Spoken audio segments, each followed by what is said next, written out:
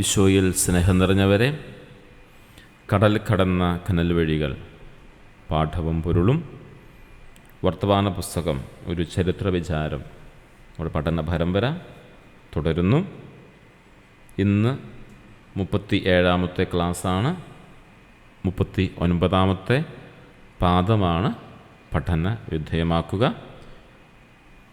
Page number 208 മുതൽ 212 വരെയാണ് 39ാം പാദം ഉള്ളത്.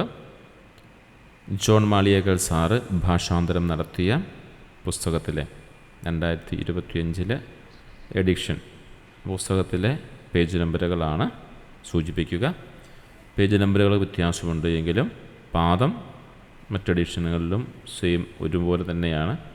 ആ കാര്യം പ്രത്യേകമായിട്ട് ശ്രദ്ധിക്കുമല്ലോ. ഓരോ പാദം എന്ന് പറയുന്നത് ഓരോ ചാപ്റ്ററുകളാണ് എന്ന കാര്യവും മറന്നു പോകരുത്. ഒരു നിമിഷം പ്രാർത്ഥിക്കാം. വർത്തമാന പുസ്തകത്തെക്കുറിച്ച് ഞങ്ങളുടെ ക്ലാസ്സുകളിൽ ഓരോ ദിവസവും ഞങ്ങളെ മുന്നോട്ട് നയിക്കുന്ന നല്ലവനായ ഈശോയെ, നാളിതുവരെ ഞങ്ങളെ കരുതുകയും സ്നേഹിക്കുകയും പരിപാലിക്കുകയും ചെയ്ത അങ്ങയുടെ അനന്ത കാരുണ്യത്തെയും കരുതലിനെയും സംരക്ഷണത്തെയും ഞങ്ങൾ നന്ദിയോടുകൂടി ഓർക്കുന്നു. ഈ പഠന പരമ്പര ഒരുക്കുന്നവരെയും ഇതുമായി ബന്ധപ്പെട്ട് നിൽക്കുന്ന എല്ലാവരെയും നിൻ്റെ സ്നേഹത്താൽ നിൻ്റെ തിരുഹൃദയത്തിൻ്റെ പ്രത്യേകമായ സംരക്ഷണയിൽ കാത്തുകൊള്ളണമേ. നല്ലവനായ ഈശോയെ, നിൻ്റെ കരുതലും സ്നേഹവും ഓരോ ദിവസവും അനുഭവിച്ചറിയുവാനുള്ള കൃപയും അനുഗ്രഹവും ഞങ്ങൾക്ക് നൽകുകയും ചെയ്യണമേ. ഞങ്ങളുടെ മേൽ കരുണയായിരിക്കണമേ, ഞങ്ങളുടെ മേൽ കൃപയായിരിക്കണമേ. ഞങ്ങൾക്ക് ആവശ്യമായിരിക്കുന്നവ എല്ലാം സമൃദ്ധമായി നൽകണമേ. ഒന്നും ഞങ്ങളുടെ ജീവിതത്തിൽ ഞങ്ങൾക്ക് ആവശ്യമായിരിക്കുന്നവ ഒന്നും കുറയുവാനായിട്ട് അനുവദിക്കരുതേ എന്ന് പ്രാർത്ഥിക്കുന്നു. ഈശോയെ, നിൻ്റെ സഭയിലെ അംഗമാകുവാനും പ്രത്യേകിച്ച് ഞങ്ങളുടെ വ്യക്തിസഭയെക്കുറിച്ച് കൂടുതൽ ആഴത്തിൽ മനസ്സിലാക്കുവാനും ഈ പഠന പരമ്പര ഞങ്ങൾക്ക് കൂടുതൽ ശക്തി നൽകട്ടെ. അങ്ങനെ ഞങ്ങളുടെ സഭയെ കൂടുതൽ അറിഞ്ഞ് കൂടുതൽ സ്നേഹിച്ച് മുന്നോട്ട് പോകുവാനുള്ള കൃപയും അനുഗ്രഹം നൽകണമേ. അമ്മേ മാതാവേ, മാർ യോസേപ്പേ, സകല വിശുദ്ധരെ, സകല മാലാഖമാരെ ഞങ്ങൾക്ക് വേണ്ടി മാധ്യസ്ഥം വഹിക്കുകയും ചെയ്യണമേ. പ്രിയ സഹോദരങ്ങളെ, നമ്മുടെ പഠന പരമ്പര ആരംഭിക്കുന്നു. മലയാളത്തിലെ ആദ്യത്തെ യാത്രാവിവരണം ഗ്രന്ഥമായ പാറേമാക്കൽ തോമാ കത്തനാരുടെ വർത്തമാന പുസ്തകത്തിലെ 39ാം പാദത്തെ ആസ്പദമാക്കിയാണ് ഇന്നത്തെ ക്ലാസ്. പതിവ് പോലെ 5 പ്രധാന ആശയങ്ങളിലാണ് ഇന്നത്തെ ക്ലാസ് നമ്മൾ ക്രമീകരിച്ചിരിക്കുക. ഒന്ന്, ജനോവയിലെ ആദ്യകാല അനുഭവങ്ങളും ക്വാറന്റൈനും. യാത്രക്കാർ ജനോവ തുറമുഖത്തെത്തിയപ്പോൾ കപ്പലിൽ പരിശോധനക്കാർ കയറിയതിനാലും പകർച്ചവ്യാധി സംശയമുള്ളതിനാലും നഗരത്തിൽ പ്രവേശിക്കാൻ അനുവാദം ലഭിച്ചില്ല. അന്നത്തെ നിയമപ്രകാരം നിശ്ചിത ദിവസം കപ്പലിലോ ലാസറത്ത എന്ന മന്ദിരത്തിലോ കഴിയണമെന്നായിരുന്നു നിയമം. കപ്പലിൽ തന്നെ കഴിയുന്നത് ചെലവ് കുറയ്ക്കുമെന്ന് മനസ്സിലാക്കിയവർ 13 ദിവസം കപ്പലിൽ തന്നെ കഴിഞ്ഞുകൂടി. ക്വാറന്റൈൻ നമുക്ക് പരിചയമുള്ള വാക്കാണ്. പകർച്ചവ്യാധികൾ ഉണ്ടാകാതിരിക്കുന്നതിന് സംശയമുള്ളത് കൊണ്ടാണ് അങ്ങനെ വിദേശ രാജ്യത്ത് നിർത്തുന്നവരെ പ്രത്യേകമായിട്ട് അങ്ങനെ മാറ്റി നിർത്തുന്നത്. അതിനെക്കുറിച്ചാണ് രണ്ടാമത്തെ ആശയമായിട്ട് നമ്മൾ കാണുന്നത്. ക്വാറന്റൈൻ എന്ന ലളിതമായ കാര്യം. വിദേശങ്ങളിൽ നിന്നും എത്തുന്നവരിലൂടെ പകർച്ചവ്യാധികൾ പടരാതിരിക്കുവാൻ ഭരണകൂടം ഏർപ്പെടുത്തിയ മുൻകരുതൽ നടപടിയാണ് ക്വാറന്റൈൻ. നഗരത്തിന് പുറത്ത് ലാസറത്ത എന്ന കെട്ടിടത്തിലാണ് ഇവരെ പാർപ്പിക്കുക.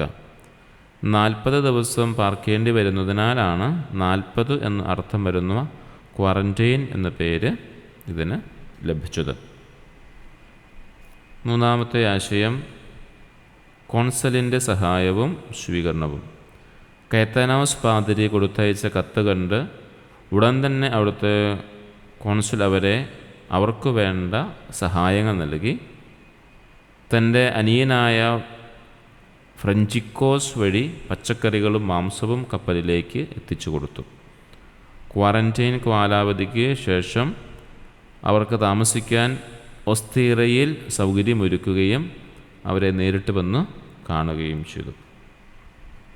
നാലാമത്തെ ആശയം, ഒസ്തീറിയ എന്ന പാശ്ചാത്യ സത്രം യൂറോപ്പിലെത്തുന്ന യാത്രക്കാർക്ക് താമസിക്കാൻ വേണ്ടി നിർമ്മിച്ച അത്യാധുനിക സൗകര്യങ്ങളുള്ള മന്ദിരങ്ങളാണ് ഒസ്തറിയകൾ. പ്രഭുക്കന്മാർക്കും വ്യാപാരികൾക്കും അവരുടെ പദവികൾക്ക് അനുയോജ്യമായ മുറികളും ഭക്ഷണവും പരിചാരകരും അവിടെ ലഭ്യമാണ്. യാത്രക്കാരുടെ സാധന സാമഗ്രികൾക്ക് പൂർണ്ണ സുരക്ഷ ഉറപ്പാക്കുന്ന ഇത്തരം ഇടങ്ങളെ വഴിയമ്പലം എന്നാണ് ഗ്രന്ഥകർത്താവ് വിശേഷിപ്പിക്കുന്നത്. 5-ാമത്തെ ആശയം കേരളീയ കുർബാനയും നാട്ടുചികിത്സയും. ജനോവയിലെ പള്ളിയിൽ മൽപ്പാൻ കുർബാന അർപ്പിച്ചത് ജനങ്ങളിൽ വലിയ അത്ഭുതം ഉളവാക്കി. നാം മുൻപും കണ്ടതാണ്. എവിടെയൊക്കെ നമ്മുടെ കുർബാനക്രമം അനുഷ്ഠിക്കുന്നുവോ അവിടെയെല്ലാം ആ ജനങ്ങൾക്കിടയിൽ വലിയ അത്ഭുതം ഉണ്ടാകാറുണ്ട്.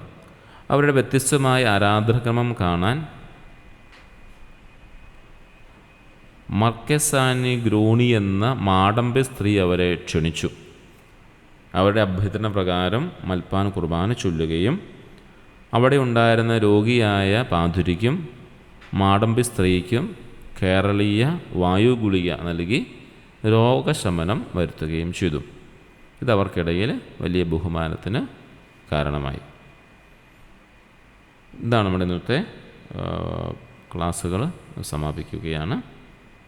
എന്നും പറയുന്നത് പോലെ ഒരിക്കൽ കൂടി ഓർമ്മിപ്പിക്കുകയാണ് വർത്തമാന പുസ്തകം.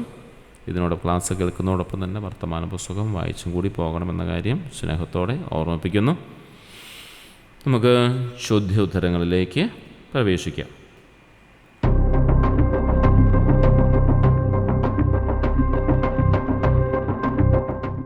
ജനോവയിലെത്തിയ യാത്രികർക്ക് എന്തുകൊണ്ടാണ് ഉടൻ തന്നെ നഗരത്തിൽ പ്രവേശിക്കാൻ കഴിയാഞ്ഞത്? കപ്പലിൽ പരിശോധനക്കാർ കയറിയതിനാലും പകർച്ചവ്യാധി പകരുമെന്ന സംശയത്താലും ക്വാറന്റൈൻ നിയമം പാലിക്കേണ്ടി വന്നതിനാൽ.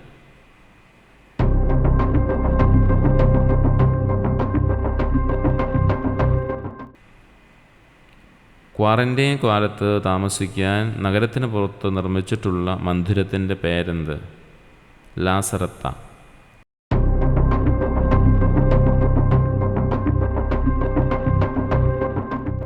എന്തുകൊണ്ടാണ് യാത്രികർ ലാസറത്തയെ താമസിക്കാതെ കപ്പലിൽ തന്നെ കഴിഞ്ഞുകൂടിയത്?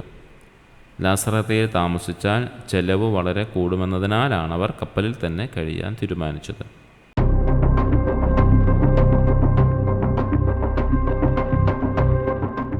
ക്വാറന്റൈൻ എന്ന വാക്കിൻ്റെ അർത്ഥമായ ഗ്രന്ഥത്തിൽ പറയുന്നത് എന്താണ്? 40 ദിവസം എന്നർത്ഥം.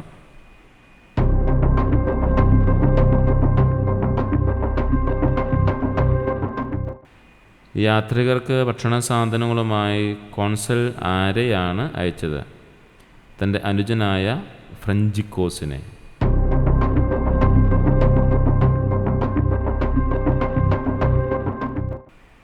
ജനോവയിൽ യാത്രികർ എത്ര ദിവസം ക്വാറന്റൈനിൽ കഴിഞ്ഞു? 13 ദിവസം.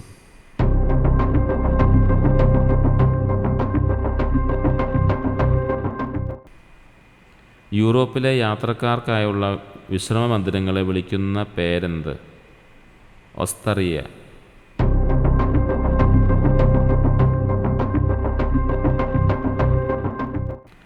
ഒസ്തറിയകളിലെ സൗകര്യങ്ങൾ എന്തൊക്കെയായിരുന്നു?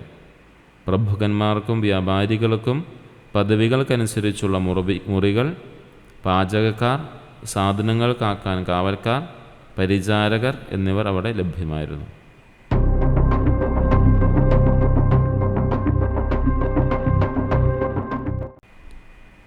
ലിസ്ബണിലെ നൂൻഷ്യോ ആർക്കാണ് കത്ത് കൊടുത്തയച്ചത്?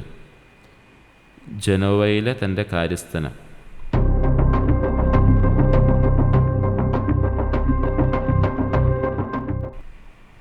യാത്രക്കാരുടെ കുർബാന കാണാൻ ആഗ്രഹിച്ച ജനോവയിലെ പ്രഭി അല്ലെങ്കിൽ മാടമ്പ സ്ത്രീ ആര്?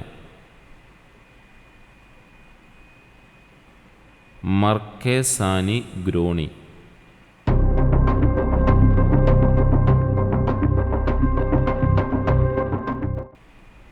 മൽപ്പാൻ നൽകിയ ഏതു മരുന്നാണ് രോഗിയായ പാതിരിക്ക് ആശ്വാസം നൽകിയത്? കേരളീയ നാട്ടുകൂട്ടമായ വായു ഗുളിക.